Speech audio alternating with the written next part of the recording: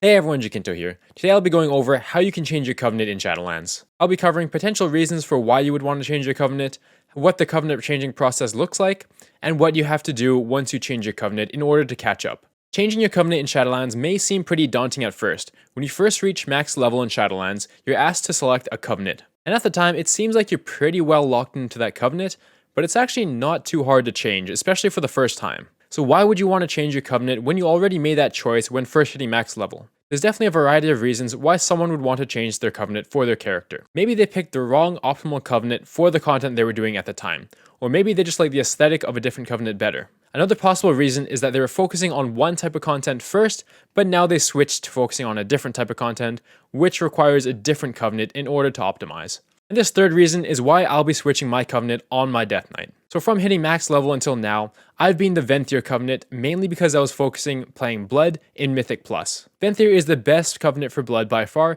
due to the large amount of runic power generation that Swarming Mists gives you. But I just joined a new guild as an Unholy Death Knight, and even though I was playing Unholy in raids before, I was mainly focused on that Mythic Plus for my Blood tank. But now, as I'm delving into higher levels of raiding, I do want to optimize my Unholy DPS spec. And to do this, I'm switching to Necrolord, as that is the best covenant for Unholy. Now my thinking is that after we hit Cutting Edge, I'd be able to switch back to Venthyr if I want to, in order to push Mythic Plus as Blood for the rest of the season. If I wasn't sure that the guild I was in was going to hit Cutting Edge or not, or if they were going to hit it kind of at the end of the tier there, I might have stayed Venthyr, but since I'm pretty confident my guild will hit it well ahead of time, I will have that time in order to switch to Venthyr for Blood and Mythic Plus if I wanted to. So that's why for now I'll be switching to Necrolord and optimizing more for Unholy spec. That being said, you can definitely still push high Mythic Plus as Blood in the Necrolord covenant, it's just a bit harder without that runic power generation. So now I'm going to go over the process of swapping covenants. So this process is going to be different if you're swapping back to a covenant that you've already been into.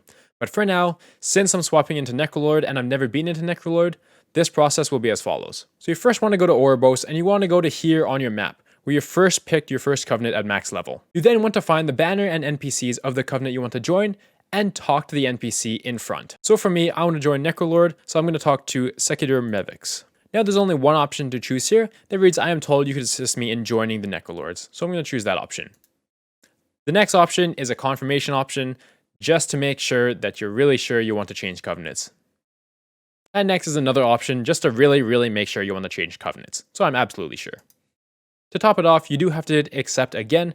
They really want to make sure that this is the choice that you want to make. So we're going to hit accept here. And now then there's a fourth option, just further confirming that you want to make this choice.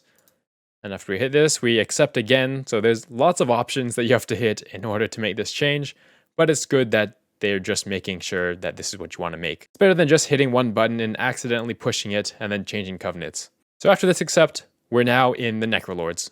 So since this was my first covenant change, it was that easy. I just had to talk to the NPC and switch covenants right away.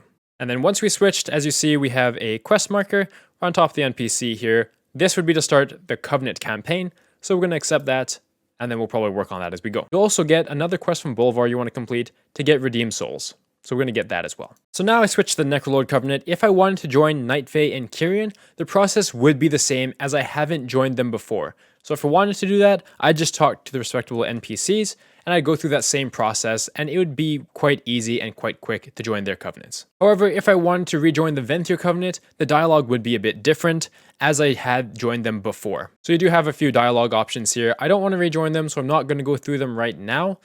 But what you'd have to do is complete this weekly quest where you have to fill up a bar pretty much by killing bosses and doing things around the world at max level. And after that, you'd be able to complete that quest and rejoin the Venthyr Covenant, or whichever covenant you're trying to rejoin. So as you can see, we're now back to Renown level 1. We were at Renown 24 for Venthyr, but our Renown levels reset with that new covenant change. And with our Renown being at level 1 now, we have to do all the campaign quests again for that specific covenant. We also have to level up our Renown again through various ways. Now there is Renown Catch Up mechanics. You don't just have to do your 2 weekly quests and your campaign quests in order to get Renown. Doing a lot of maximum level content will get you Renown levels. So doing raids, battlegrounds, Mythic Plus dungeons, world boss, and other activities will get you Renown levels, which is really nice. So you're able to grind up the Renown level pretty quickly. As you can see right now, we don't have any soul binds as well. We do have to progress through the Covenant campaign in order to get the soul binds. We also don't have any adventurers for our command table or any missions available, so that's something that we have to re-obtain as well, all the adventurers, and level them up again. So it does seem like we lost a lot when switching to a new covenant.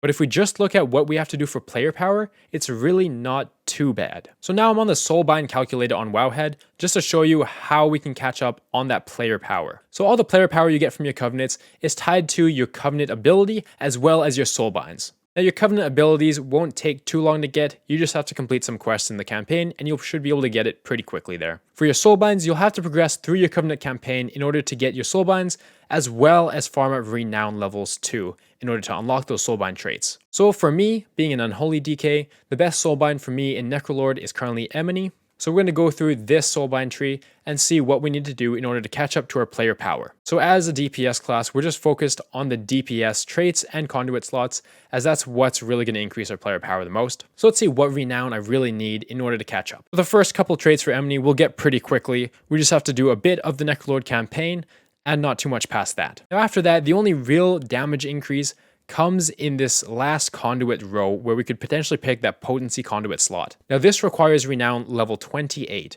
Currently the renown cap is 24. Once the renown cap does reach 28, then you will have to grind up 28 renown in order to catch up. But for now, I actually only need this one potency conduit slot in order to catch up on my player power as a DPS, which doesn't take too long at all. Now once your renown cap does hit level 28, or even higher, level 34 for Emony, you will have to reach that renown in order to catch up on player power. But at least for renown, you are able to constantly grind it. It's not something that's kept on a weekly lockout anymore. You can grind it and catch up. Now, looking at a different case for a different soulbind in Necrolord, in order to catch up, if you're playing Deviser Merilith, you will have to hit renown level 21, as that's when your next potency slot is going to come in. And with the current renown cap being 24, you would need to hit renown 21 in order to catch up to your player power. So to know how much renown you need to catch up with your player power, you have to assess what role you're playing and which soulbind traits and conduit slots are going to increase your player power. You then can just go on the soulbind calculator on Wowhead and see what renown level you need for that slot. And that's when you can catch up on your player power. So it's been less than 5 minutes and I've already got my class covenant ability as well as my general covenant ability.